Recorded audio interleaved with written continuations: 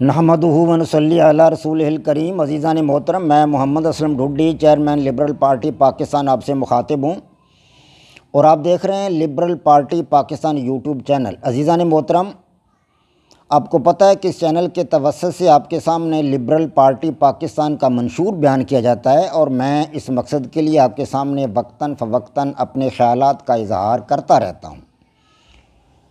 آج جس موضوع پر میں آپ کے سامنے بولوں گا اس کا عنوان ہے انڈیا کے تمام ہمسایہ ممالک اس کے خلاف ہو چکے۔ عزیزان محترم، liberal party Pakistan YouTube channel آپ کا اپنا چینل ہے۔ میں امید کرتا ہوں اور توقع ظاہر کرتا ہوں کہ آپ اس چینل کو سبسکرائب کریں گے، لائک کریں گے، شیئر کریں گے اور بین آئیکن کو بھی دبا دیں گے تاکہ پارٹی کی طرف سے دی جانے والی معلومات اور گزارشات بر وقت آپ کے پاس پہنچیں اور آپ کے دوست احباب اور عزیز و اقارب ان سے مکمل طور پر استفادہ کر سکیں۔ عزیزان محترم، اس وقت صورتحال یہ ہے ایشیا میں کہ ہندوستان مکمل طور پر تنہائی کا شکار ہو چکا ہے۔ پورے ایشیا میں، جس میں 20 ممالک ہیں، مشرق وسطیٰ ہے، جنوبی ایشیا ہے، وسطی ایشیا ہے، چائنا، رشیا اور یہ دیگر ممالک ہیں، بڑے بڑے ممالک ہیں۔ دنیا کی آدھی سے زیادہ آبادی تو ایشیا میں بستی ہے۔ سب سے بڑا بر اعظم ہے، رقبہ کے لحاظ سے بھی بڑا بر اعظم ہے، آبادی کے لحاظ سے بھی سب سے بڑا بر اعظم ہے۔ تو اتنے بڑے ممالک میں، 20 ممالک میں آج بھارت مکمل طور پر تنہا ہو چکا ہے۔ بھارت کے جو پڑوسی ممالک ہیں ان میں بنگلہ دیش آتا ہے، پھر چائنا آ جاتا ہے، برما ہے، اس کے ساتھ ساتھ پھر نیپال ہے، بھوٹان ہے اور پھر پاکستان آ جاتا ہے۔ بس یہ ممالک اس کے ہمسایہ ممالک ہیں۔ اب ان ممالک میں سے بھی کوئی ملک بھی ایسا نہیں جس کے بھارت کے ساتھ اچھے تعلقات ہوں یا بھارت جن کو اچھا سمجھتا ہو، کوئی ملک ایک بھی ایسا نہیں۔ اب چین اور پاکستان کا تو ہمیں پتہ ہی ہے کہ چین اور پاکستان کے ساتھ بھارت کے تعلقات کیسے ہیں۔ چائنا کے ساتھ تو اس کی 4-5 محاذوں پر جنگ جاری ہے، ہاں جی۔ لداخ میں اس کی جنگ ہو رہی ہے، ادھر ڈوکلام کے علاقہ میں جنگ ہو رہی ہے، ہاں جی۔ اور کئی دیگر علاقے ہیں جہاں بھارت کی اور چائنا کی آپس میں جنگ ہو رہی ہے۔ ان کے کئی کمانڈروں کے اجلاس بھی ہو چکے ہیں، 13 اجلاس ہو چکے ہیں، لیکن ابھی تک چائنا نے 1 انچ بھی علاقہ واپس نہیں کیا انڈیا کو۔ انڈیا ترلے لے رہا ہے لیکن چائنا اس کا علاقہ واپس نہیں کر رہا، بلکہ وہ کہتا ہے کہ مزید علاقے ہمارے ہیں، وہ بھی ہم فتح کریں گے، وہ ہمارے، ہم ان پر قبضہ کریں گے، اور وہ ان پر قبضہ کرتا جا رہا ہے۔ ایسا ایسا اس کی فوجیں آگے بڑھ رہی ہیں۔ اور پاکستان کے ساتھ تو ہمیں پتہ ہی ہے کہ انڈیا نے آج تک دل سے پاکستان کو تسلیم نہیں کیا۔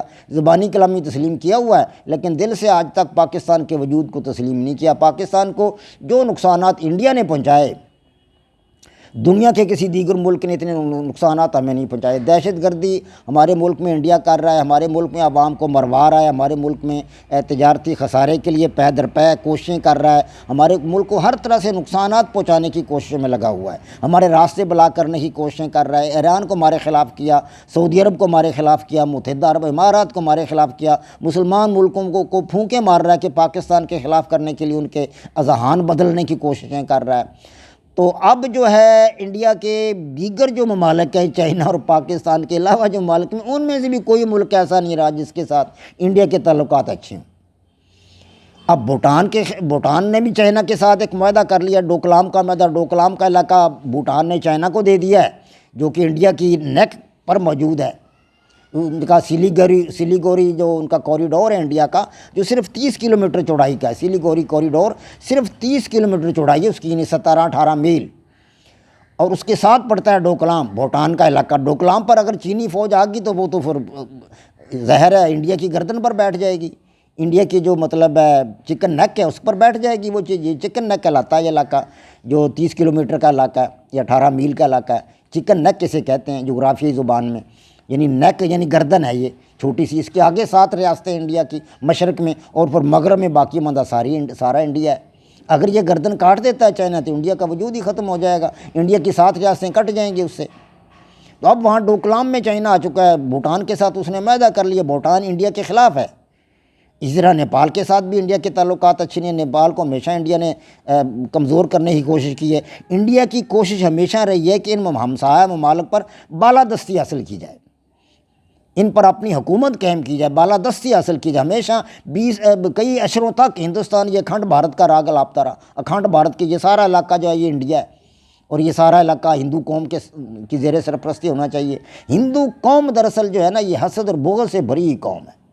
ان کے دلوں میں کسی قوم کے لیے بھی مطلب اچھائی کے جذبات نہیں ہیں، امن و آشتی کے جذبات نہیں ہیں، محبت کے جذبات نہیں ہیں، رحم کے جذبات نہیں ہیں، ہیں جی، آشتی کے ساتھ امن کے ساتھ رہنے کے جذبات ان کے اندر نہیں ہیں۔ بس یہ راگ رنگ موسیقی میں پڑے رہتے ہیں، ناچ گانا کرتے ہیں اور دوسروں سے بغض حسد رکھتے ہیں، ان پر اپنی بالادستی قائم کرنے کے لیے کوشاں رہتے ہیں۔ اب سری لنکا جو ہے اس کے ساتھ بھی اس کے تعلقات خراب ہے۔ اب سری لنکا آج سے 2 عشرے قبل سنہالیوں کی مدد کی انہوں نے، جو کہ وہاں پہ انقلاب لانا چاہتے تھے اور تعاملوں پر اپنا مطلب دھونس جمانا چاہتے تھے، اپنا قبضہ کرنا چاہتے تھے۔ تو وہاں پہ پاکستان کی مدد سے سری لنکا نے ان کو شکست پاش دی، اور خدا کا فضل ہے کہ اب سری لنکا پاکستان کا گہرا دوست ہے، اور انڈیا کے ساتھ اس کے تعلقات نارمل سے ہیں، بس اس کے ساتھ کوئی اچھے تعلقات نہیں ہیں سری لنکا کے۔ سری لنکا بھی انڈیا کے خلاف ہے، وہاں پاکستان کی فوج ہے، خدا کے فضل و کرم سے ان کو ٹریننگ دے رہی ہے، تربیت دے رہی ہے، ہمارے افسران وہاں موجود ہیں۔ اور اس کے سری لنکا کے پاکستان کے ساتھ جتنے اچھے تعلقات ہیں، اتنے اچھے تعلقات تو کسی اور ملک کے بھی نہیں ہیں۔ ان کی ٹیمیں آتی ہیں پاکستان میں کھیلنے کے لیے، جبکہ دنیا نہیں آتی پاکستان میں، لیکن سری لنکا کی ٹیم پاکستان میں پچھلے دنوں کھیل کر گئی ہے، بنگلہ دیش کی ٹیم کھیل کر گئی ہے۔ تو بنگلہ دیش کے ساتھ اب ان کے تعلقات بنگلہ دیش کے ساتھ بھی خراب ہو چکے ہیں۔ پہلے کچھ بہتر سے تعلقات مودی اور یہ حسینہ واجد تو اکٹھے بیٹھ کر وہ دکھایا کرتے تھے، مطلب وہ تصویریں جو 1971 کی جنگ کی تصویریں جو تھیں وہ دکھایا کرتے تھے کہ ہم نے کیسے بنگلہ دیش بنایا اور کیسے ہم نے مکتی بانی بنائی اور کیسے ہم نے پاکستان کو 2 لخت کیا۔ یہ حسینہ واجد اور مودی اکٹھے بیٹھ کر دکھایا کرتے تھے، ہاں جی، ان فوجیوں کی تصویروں کے سامنے بیٹھتے تھے اور بتاتے تھے کہ ہم نے کیسے یہ سب کچھ کیا ہے۔ لیکن آج مودی اور حسینہ واجد ایک دوسرے سے الگ الگ ہیں۔ آج حسینہ واجد ان کو کہہ رہی ہے، تنبیہ کر رہی ہے کہ تم یہ کیا کر رہے ہو، تمہارے بھارتی ہندو جو ہیں وہ ہمارے بنگلہ دیش میں جو ہے آگ لگا رہے ہیں۔ اب وہاں پہ درگا پوجا جو ہو رہی ہے بنگلہ دیش میں، وہاں درگا پوجا کے موقع پر درگا دیوی کے سامنے قرآن پاک کو رکھ کر اس کی بے حرمتی کی گئی ہے۔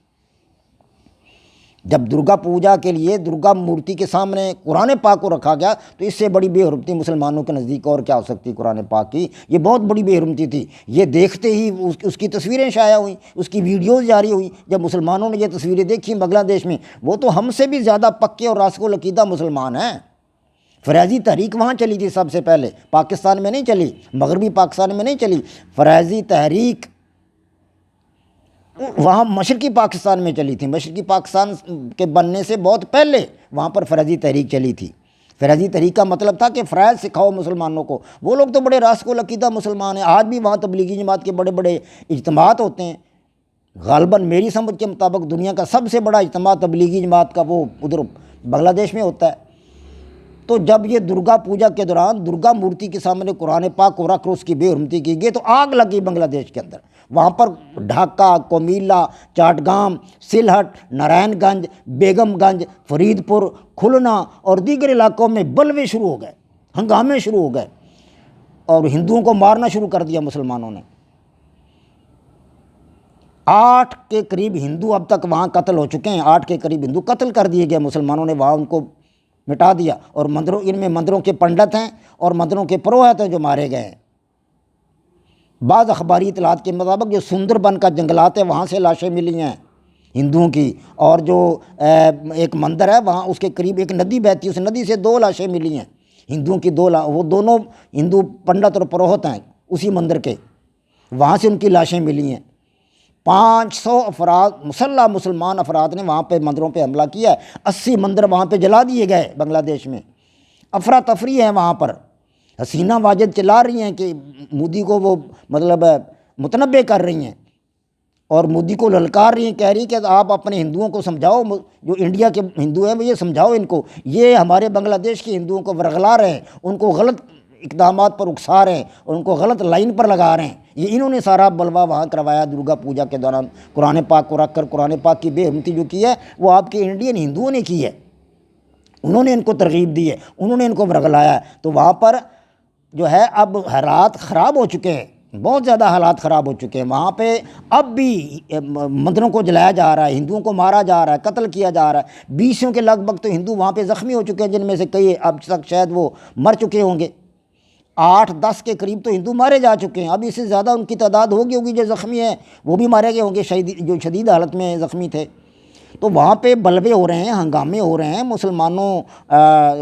مسلمان جو ہے وہ میدان میں آئے ہوئے ہیں۔ اسی طرح اب انڈیا میں بھی یہ صورتحال شروع کر دی ہے مودی نے، وہاں پہ بھی ایک مسلمان کے بارے میں بتایا گیا جناب کہ اس نے ان کی کسی کتاب کی بے حرمتی کی ہے، وہ ایک فرضی واقعہ ہوگا۔ یہ ہندو تو کام ایسے ہی کرتے ہیں، یہ فرضی واقعات بناتے ہیں، سب ڈھکوسلے ہوتے ہیں ان کے، جھوٹ ان کی قوم کی گھٹی میں پڑا ہوا ہے، ان کو سکھایا گیا جھوٹ۔ ان کا ایک پہلے وہ تھا مطلب بہت بڑا ایک ان کا تھا سرپرست، اس نے سکھایا ہی ہے کہ جھوٹ بولو، اتنا جھوٹ بولو کہ وہ ایسا ہو جائے کہ سچ لگنے لگے، وہ سچ معلوم ہونے لگے۔ چانکیہ تھا اس کا نام، ان کا وہ کو بڑا پروہت تھا، پنڈت تھا ان کا کو بہت بڑا، چانکیہ۔ تو چانکیہ کا سبق لیسن یہ تھا کہ جھوٹ بولو، اتنا جھوٹ بولو کہ وہ سچ معلوم ہونے لگے۔ تو یہ قوم بولتی جھوٹ ہے۔ اب وہاں درگا پوجا کے دوران قرآن پاک کی بے حرمتی کا واقعہ سنا ہندوؤں نے، انڈیا کے ہندوؤں نے، تو انہوں نے یہ ایک فراڈ بنا لیا کہ جناب ایک مسلمان لڑکے نے جو ہے وہ ہماری کتاب کی بے حرمتی کی، توہین کی، وہ ایک فرضی ڈھکوسلا ہے، کچھ بھی نہیں ہے۔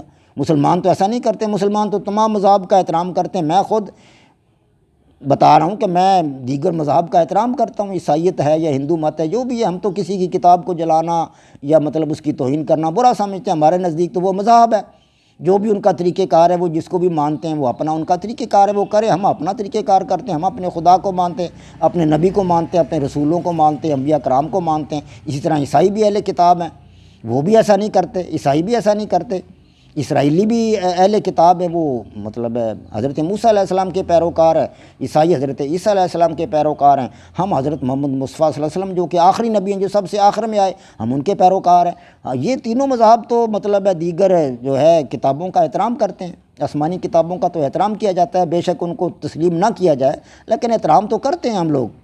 تو ہندوؤں میں یہ بغض رسد ہے کہ ان کے پاس جو کچھ ہے وہ فیک ہے، وہ سارا کچھ جھوٹ پر مبنی ہے، حقیقت نہیں ہے۔ ان کی کتابیں بھی سب فیک ہیں، انسانوں کی بنائی ہوئی ہیں، کوئی آسمانی کتاب ان کے پاس موجود نہیں ہے۔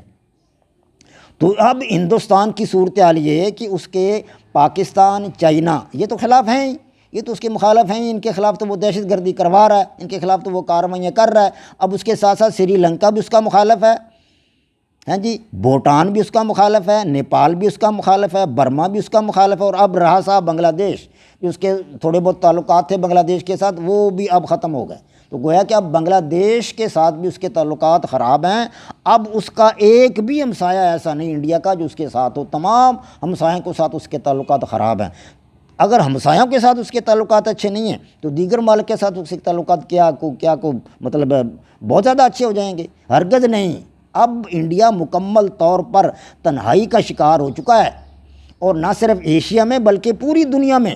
اب اہل مغرب بھی یہ کہہ رہے ہیں کہ انڈیا ہمارے سروں پر ایک بوجھ بنا ہوا ہے، کشمیر کو آزاد نہیں کر رہا، یہ ایک بوجھ ہے ہمارے سر کے اوپر۔ ہم نے کشمیر کو آزاد کرانا تھا، جب ہم وہاں سے آئے، برطانیہ والے پچھتا رہے ہیں کہ ہم وہاں سے نکلے تو ہم نے کشمیر کا مسئلہ کیوں نہیں حل کیا، وہ حل کرنا چاہیے تھا۔ وہ کہتے ہیں یہ ہمارے سر کے اوپر ایک بوجھ ہے کشمیر کا مسئلہ، ہمیں حل کرنا چاہیے تھا، حل کر کے آنا چاہیے تھا، اور اب وہ اس کے لیے کوششیں کر رہے ہیں۔ لیکن اب بھارت کو جو برا بھلا کہہ رہے ہیں کہ بھارت اس مسئلے کو حل نہیں ہونے دے رہا، جبکہ وہاں استصواب رائے کرانا، اس کے لیے اقوام متحدہ نے قرارداد پاس کی ہوئی ہے، سلامتی کونسل نے قرارداد پاس کر رکھی ہے، لیکن ہندوستان اس پر عمل پیرا نہیں ہے۔ تو اس لیے اہل مغرب بھی اس کے خلاف ہیں، وہ دل سے اس کو اچھا نہیں سمجھتے، وہ سمجھتے ہیں کہ یہ مطلب اس طرز کے لوگ ہیں کہ یہ ان کے اندر حسد اور بغض بھرا ہوا ہے، پاکستان کے یہ خلاف چل رہے ہیں، مسلمانوں کے خلاف ہیں، اور ہمیں یہ نقصان پہنچا رہے ہیں، ہمارے تعلقات بھی یہ پاکستان کے ساتھ خراب کر رہا ہے انڈیا۔ تو اب اہل مغرب بھی ان کے ساتھ نہیں ہے، ان کے ساتھ پوری دنیا میں کوئی ایک ملک بھی ایسا نہیں سوائے اسرائیل کہ وہ اسرائیل ان کے ساتھ چلتا ہے، کیونکہ وہ مسلمانوں کا مخالف ہے، مسلمانوں کا دشمن ہے، وہ ایک ملک ان کے ساتھ ہے۔ لیکن اس کے ساتھ اب مسلمان بھی لگے ہوئے ہیں، کئی سعودی عرب، متحدہ عرب امارات نے اس کو تسلیم کر لیا ہے، ہاں جی، اسی طرح اور کئی مالک ہیں انہوں نے بھی اس کو تسلیم کر لیا ہے، بحرین نے بھی اس کو تسلیم کر لیا ہے، سوڈان نے بھی تسلیم کر لیا ہے، سعودی عرب نے ابھی نہیں کیا، لیکن اس کے تعلقات تو ہیں اسرائیل کے ساتھ۔ تو اسرائیل کی صورت بھی وہ نہیں ہے۔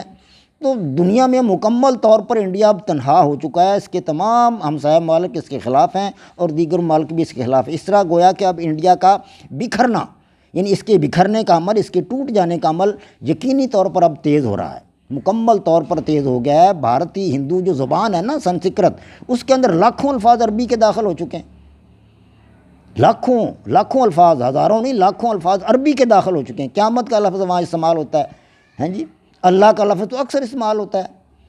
تو بے شمار الفاظ ہیں جو وہاں عربی کے، اردو کے، مطلب ان کی سنسکرت میں، ان کی ہندو زبان میں جب وہ داخل ہو چکے ہیں، تو یہ دھیرے دھیرے یہ سماج جو ہے یہ مطلب بکھر رہا ہے، ہندو سماج، اور ٹوٹ رہا ہے، اور یہ جغرافی لحاظ سے بہت جلد ٹوٹ جانے والا ہے۔ ہاں جی، انشاءاللہ اللہ پاک کے فضل و کرم سے، وما علینا الا البلاغ۔ پاک فوج زندہ باد، پاکستان پائندہ باد۔